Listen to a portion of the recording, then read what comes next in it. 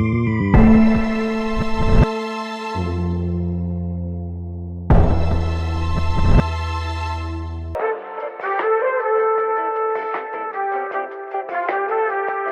come on, let's go. Ah!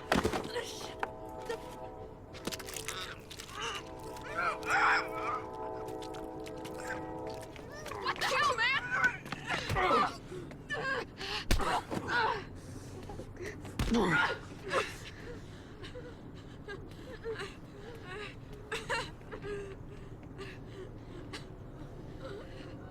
Director David Robert Mitchell of It Follows fame has made a follow-up movie called Under the Silver Lake. Under the Silver Lake was initially supposed to be released in 2018, but it was pushed back numerous times. Under the Silver Lake is considered to be a neo-noir black comedy conspiracy thriller. The movie stars Andrew Garfield as a character named Sam. Sam is obsessed with a woman that he met one night who later disappears. He goes on a quest to try and find out what happened to the woman, and that's when all of the sticky situations ensue. I enjoyed the cinematography here. I enjoyed the acting. The story progression of the character Sam was interesting. I was interested in his journey because of the mystery involved. I enjoyed him interacting with all of the weird characters as well. Watching this movie a second time though, knowing the secret behind the mystery does bring its viewing experience down a few notches for me, but I still find it to be an engaging viewing experience nonetheless. Can we use this? Yeah. Do you have a lighter? Yeah. Yeah, can you burn it? Okay. Fantastic, great. Yeah. Perfect. Okay. Can you hold this? Yeah. And maybe you can have that. Looks very evil. Yeah. Maybe you can just look with one eye, like an eagle eye. Yeah. You can't see my face, right? No, not at all. Lords of Chaos is about a Norwegian black metal band called Mayhem.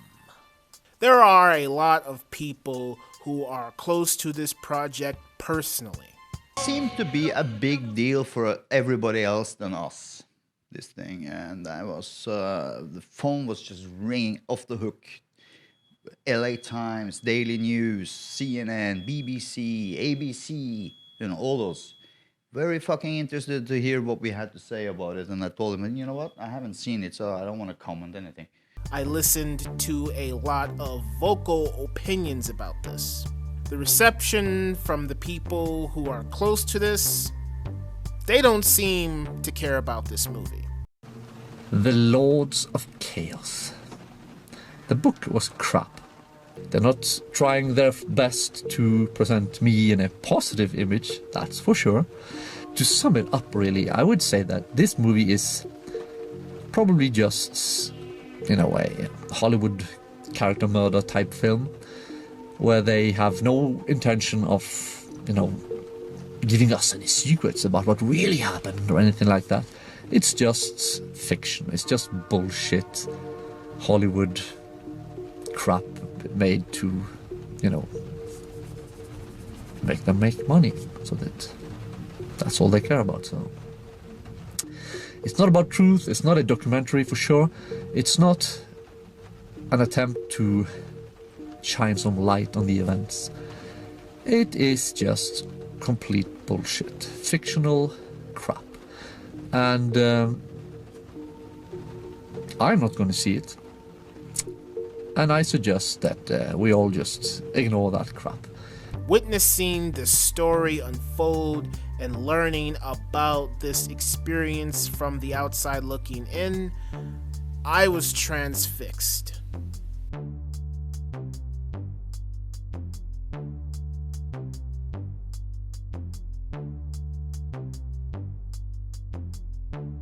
Watching the progression of the band was exceptional. The The performances from Rory Culkin, Emery Cohen, and Jack Kilmore were great. The narration did bother me at first, but I understood that it was explaining the nature of the band and Euronymous as a character. I didn't know any of the real things about the band. I just took what the movie gave me. I think the director captured the essence of the group, even though he may have taken some liberties with the story and its characters. I think the most chilling factor about the movie are the moments where we are witness to extreme acts of violence and destruction. I do find the movie to be quite funny, disturbing, and character-driven. We may be scratching the surface with these characters, but for someone like myself who's on the outside looking in, I find the delivery of the story to be exceptionally well done. I feel great to go to saltwater redneck Breton school, and everybody's gonna say Zach is awesome. I'm gonna throw the people off the ring. It'd be Tom Pro, and I can fly with my friends and have some party, having a good time. I feel great. And Davey, you're The Peanut Butter Falcon is a movie that is made by Taylor Nelson and Michael Schwartz. These two individuals came across the actor Zach Gottsagen in 2011 at a camp for actors with disabilities.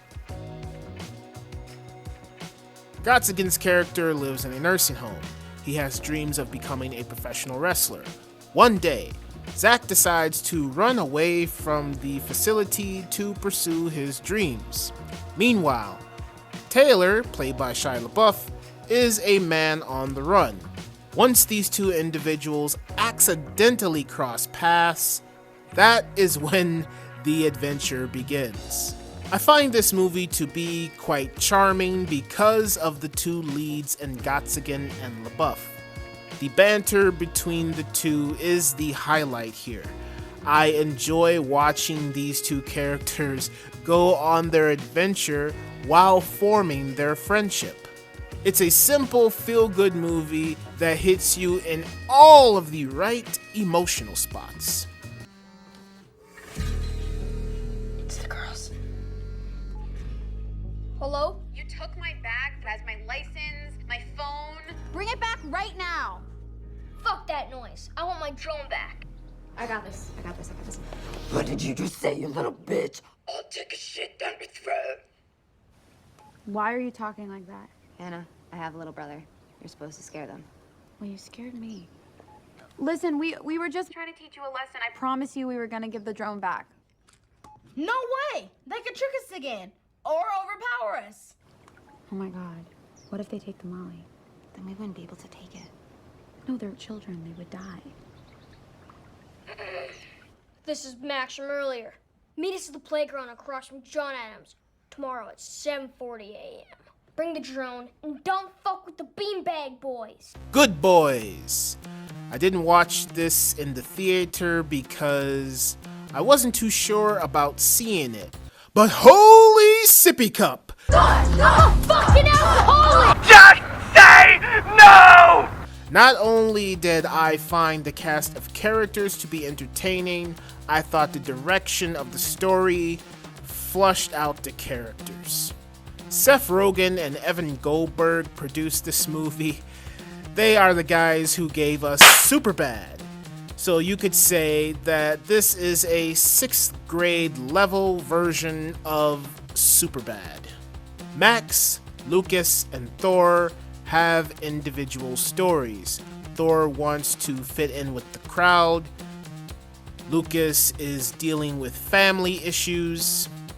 And Max likes a girl. Hannah and Lily's inclusion in the story does take things to another level. The shenanigans that these characters get into interacting with the three main leads are entertaining. Why do you want to wrestle, Paige? Been wrestling since I was 13. My whole family wrestles. But why do you want to wrestle? Been wrestling since I was 13. My whole family wrestles. But why do you want to wrestle?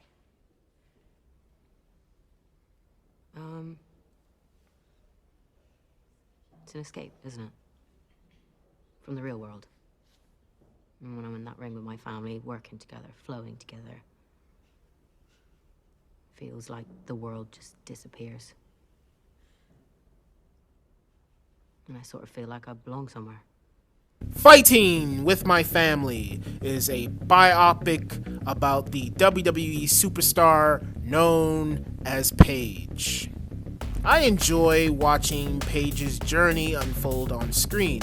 I enjoy watching her interact with Ricky Knight, Julia Knight, Zack Knight, Hutch Morgan, and Dwayne Johnson on screen. Paige and Zack struggle with inner conflict. That conflict ends up affecting other people, which I found interesting because I did not see certain things coming. This movie far exceeded my expectations. I thought this was going to be a family-friendly movie with no meaningful substance, but I was wrong. This movie is meaningful.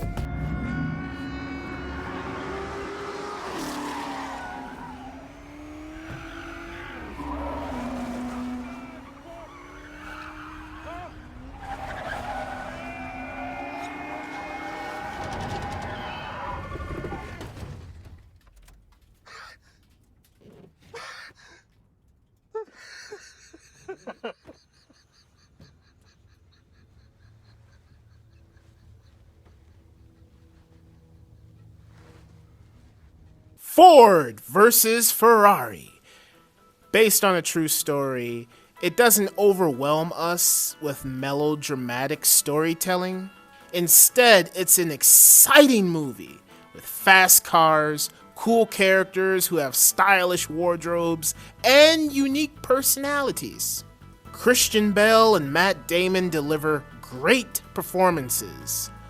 But the side cast of characters in John Barenthal, Josh Lucas, Tracy Letts, all of these actors are doing a phenomenal job playing their parts. The directing from James Mangold is mwah! As an audience member, the story, the action sequences are all engaging. All of the constructed elements here are full of energy and life. Witnessing underdogs triumph is a feel-good situation. The movie does make you feel good, but it also lets you feel the heartache and pain that these characters are going through. All this coming together with characters we care about, comedy and action inserted, this has the feeling of a big blockbuster with heart. That's the beauty of it, because ultimately it is about these characters, it is about these misfits who triumph, and it is about maintaining your belief and your passion and following your dreams no matter how many missteps you take along the way, that ultimately that's the only route to happiness. And that's what makes it such a poignant film and brings tears to my eyes when I watch it. Karate's a language. It's a way of communicating. When you were a child, you trained your vocal cords to manipulate air to make words. And then you learned how to combine those words together so that they would form sentences. And those sentences express thoughts, wants, needs. Every conversation that you had was honing your skills. And now, after all these years, you are black belts in speech. Kick with your fists and punch with your feet. The Art of Self-Defense stars Jesse Eisenberg, Alessandro Nivola, and Imogen Poots.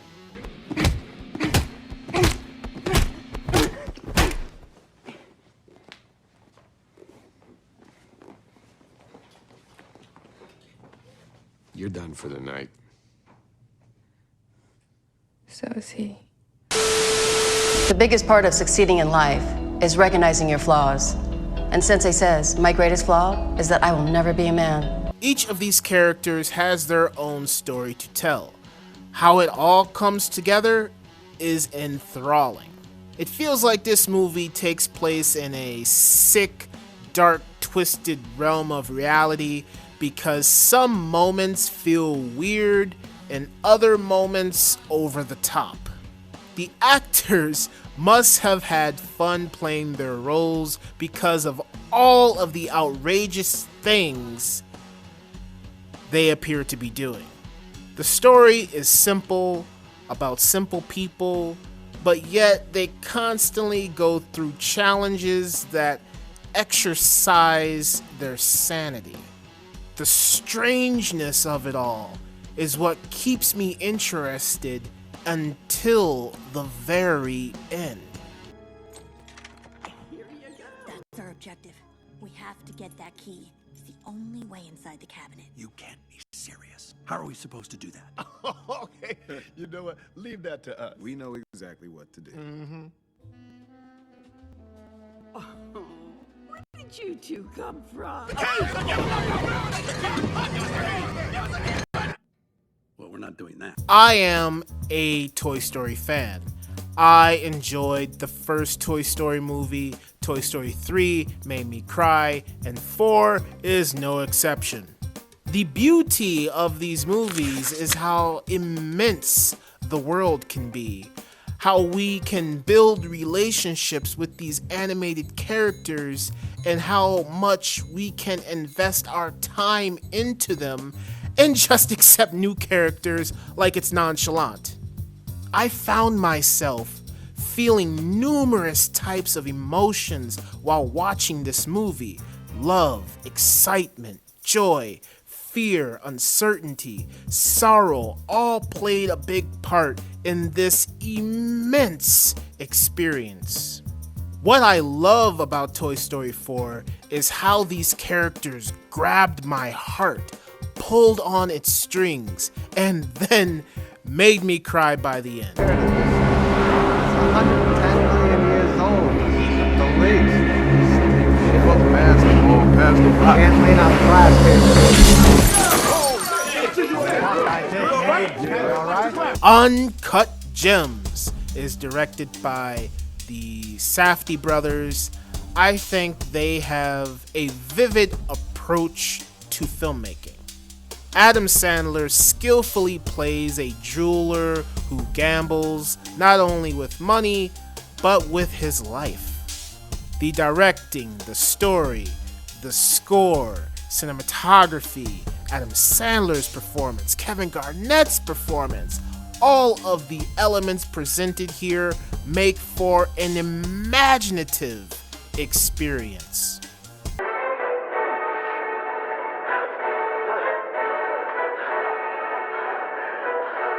혹시라도 이걸 쓸 찬스가 있으면 대박이긴 한데.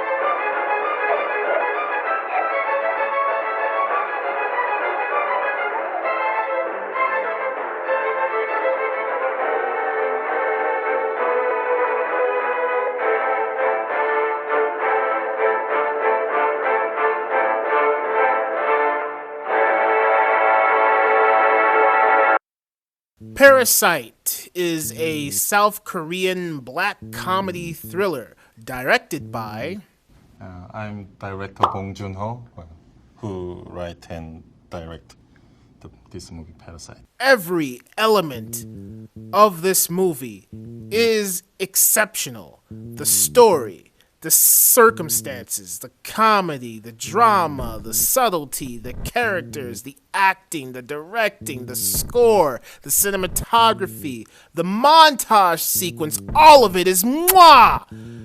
Need I say more? I suggest you watch it. Now. Anyways, that's all I have to say. So as always, thank you for watching, and I will talk to you next time.